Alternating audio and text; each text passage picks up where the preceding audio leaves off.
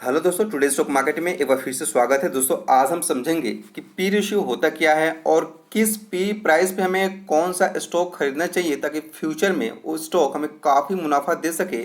और अभी अगर जिस पी रेशियो पे हम खरीद रहे हैं क्या स्टॉक सस्ता है। तो दोस्तों इससे रिलेटेड सारे हम एनालिसिस करेंगे और देन डिसाइड करेंगे कि किस सेक्टर के ऊपर पी रेशियो ज़्यादा सूटेबल होता है। दोस्तों अगर बात करें, जैसे मान लीजिए कि अगर पी रेशियो की बात करें तो प्राइस अपॉन अर्निंग, यानी कि पी रेशियो निकालने के लिए सबसे पहले हम प्राइस को यहाँ पे लेते हैं, उसके बाद अर्निंग लेते हैं। किसी कंपनी के स्टॉक के प्राइस अगर मान लीजिए कि 100 है और उस कंपनी का अगर मान लीजिए कि यहाँ पे इनकम जो है, अर्निंग जो है यहाँ पे हमें 20 के अप्रोक्स में देखने को मिल रहा है, तो इसका जो पी रेशियो निकल के आएगा दोस्तों वो हमें लगभग 5 रुपये हमें निकल के आएगा।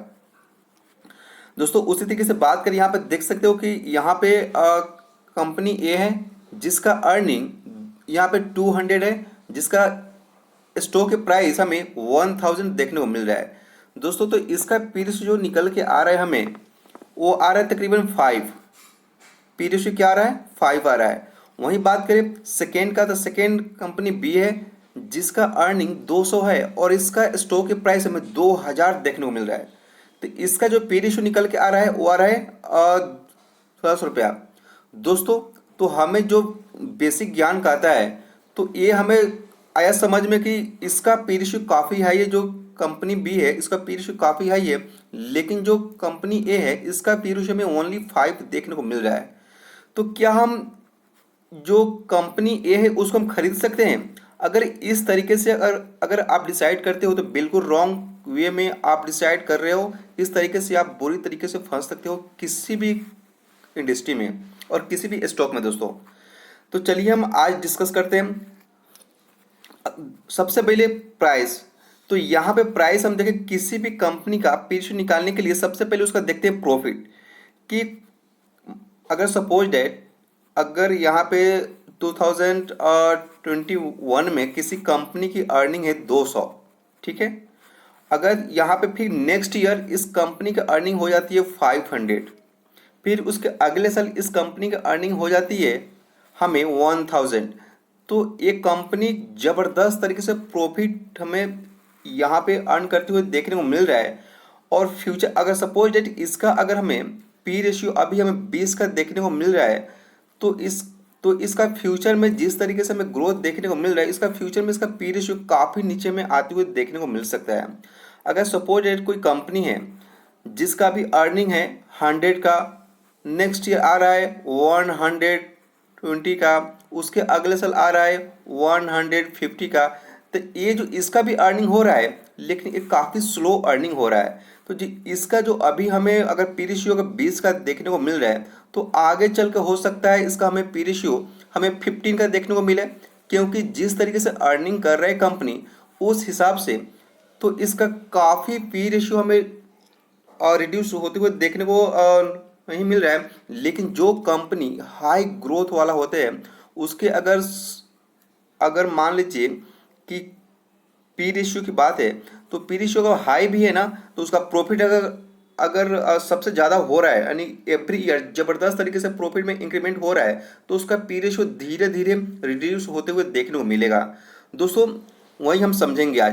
तो आप लोग देख सकते हो एक कंपनी है ए जिसका फर्स्ट ईयर का ग्रोथ है अर्निंग का यहाँ पे 60 करोड़ का, नेक्स्ट ईयर 80 करोड़ का, अगले साल का उसका 100 करोड़ का। एक कंपनी है बी जिसका यहाँ पे अर्निंग हो रहा है 20 करोड़ का, उसके अगले साल 60 करोड़, उसके अगले साल 100 करोड़। आप लोग देख सकते हो यहाँ पे बी कंपनी जो है यहाँ पे हाई प्रॉफिटेबल हमें कंपनी देखने को मिल रहा है, अर्निंग इसकी बहुत ज़्यादा है।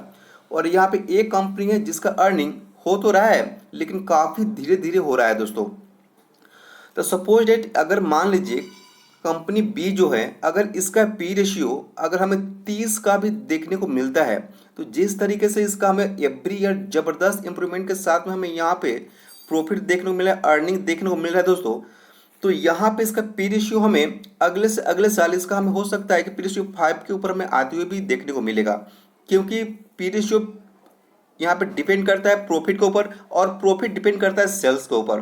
तो जिस कंपनी का सेल्स का अच्छा खासा ग्रोथ है उसको प्रॉफिट भी अच्छा खासा होगा।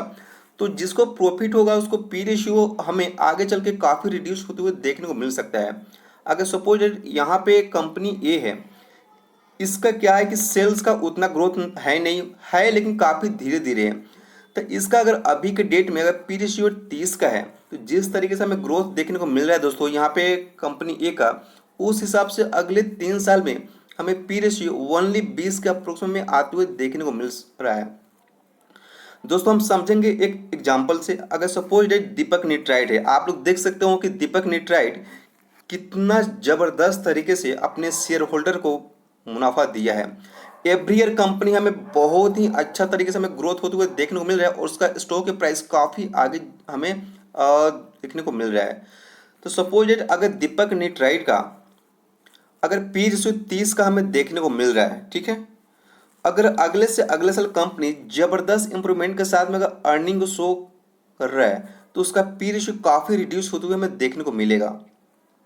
लेकिन एक फार्मास्यूटिकल कंपनी है जिसका ग्रोथ उतना अच्छा खासा हो नहीं रहा है, ठीक है, तो उसका अगर मान लीजिए ग्रोथ अगर वहाँ पे अर्निंग का ग्रोथ अगर धीरे धीरे इंक्रीमेंट हो रहा है, उसका पी रेशियो 30 है, तो उसका हमें आगे चल के पी रेशियो भी लगभग 20 के अप्रोच में ही देखने को मिलेगा। दोस्तों इस हिसाब से आप पी रेशियो को डिसाइड कर सकते हो। और एक और बात कि पी रेशियो कभी भी सिमिलर कंपनी में और सिमिलर इंडस्ट्री में आप लोग जज कीजिएगा। मान लीजिए कंपनी ए जो है यहाँ पे फार्मा सेक्टर से बिलोंग करता है और कंपनी बी जो है फार्मा सेक्टर से, तो दो एक ही सेक्टर के स्टॉक को लेकर आप पी रेशियो को जज कर सकते हो। ये ना कि एक फार्मा से ले लिया और एक यहाँ पे रियल एस्टेट से ले लिया। और दूसरी बात दोस्तों, रियल एस्टेट की बात करें, सपोज डेट कि फर्स्ट ईयर में रियल एस्टेट में ज़बरदस्त तरीके से बुकिंग हुआ और उसका सेल्स एकदम से बहुत हाई हो गया। सेल्स हाई हुआ तो उसका प्रॉफिट भी हाई होगा, तो उस साल हमें पी रेशियो काफ़ी रिड्यूस होते हुए देखने को मिलेगा। लेकिन जिस साल अगर रियल एस्टेट का एक भी अगर फ्लैट या बिल्डिंग बुक अगर नहीं हुआ, तो उस साल में सेल्स हुआ नहीं, प्रॉफिट हुआ नहीं, तो उस साल पी रेशियो उसका काफ़ी हाई होगा। तो इस तरीके से हम सेक्टर वाइज भी डिसाइड करेंगे कि किस सेक्टर का पी रेशियो हमें किस तरीके से सिलेक्ट करना चाहिए जिससे हमें अच्छा खासा ग्रोथ हो सके स्टॉक में।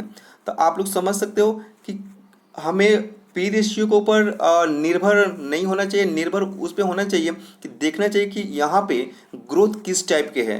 पी रेशियो वहाँ पे देखा जाता है जहाँ पे प्रॉफिट अच्छा खासा हो और फ्यूचर में उसका काफ़ी ब्राइट हो। लेकिन अगर रियल एस्टेट का पी रेशियो देखोगे तो हमेशा उसका हाई ही मिलेगा, क्योंकि और हमेशा उसका लो ही मिलेगा, क्योंकि जिस साल उसका प्रॉफिट बुक होता है उसका उस साल यानी कि पी रेशियो काफ़ी निचले स्तर पर देखने को मिलेगा।